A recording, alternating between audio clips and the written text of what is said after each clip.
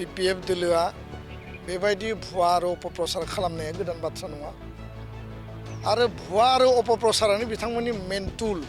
जेसेबां मिसा खोथा बुंनांगौ आरो मिसा खोथा बुंनानै भट लानांगौ मिसा खोथा बुंनानै भट लाखांनायनि उनाव रायजो राजाखौ जोगारनांगौ आरो 2 लाख थाखाखौ न'खर रानना लानांगौ 15,000 थाखाखौ न'खर रानना लानांगौ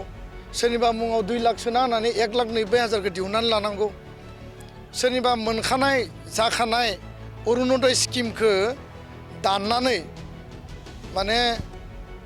जायनि नामाव दंमोन बिनि नामावनो फैदों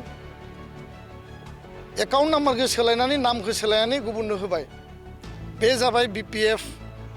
आं उदालगुरियाव नायदों स्किमखौ दा दानना लाबाय रायजो राजाया खुद्रिबाय फैसाखौ गावसोरनि मानसिनो होनानै लाबाय दा रायजो राजाया स्किम दानजानायनि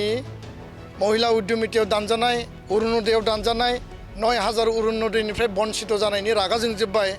दा गामि फर्म लानानै आरो थांफिनदोंनो जे जों अरुणोदयाव लिस्ट खालामफिनगोन जाय मानसिफ्रा दानदों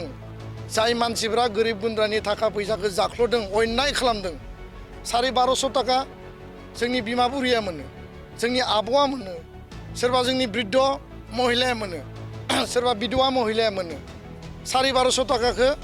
जोंनि सोरबा आयं आनैया मोनो अन्याय भाबै कौटि थाखानि सायावथ' नोजोर दंखायो किन्तु 1250 थाखानि सायावबो गोरिब गुन्द्रानि जायफोरनि एकाउन्टआव आसाम सरकारनिसो स्किम बेथ' BTCनि स्किम नङाना बे BPFनि स्किम नङा बियो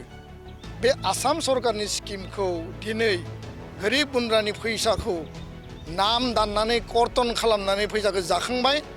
जाखांनानै आखाइ सुनानै खुगा हुगारनानै दा बै न'खरावनो थांफिनदों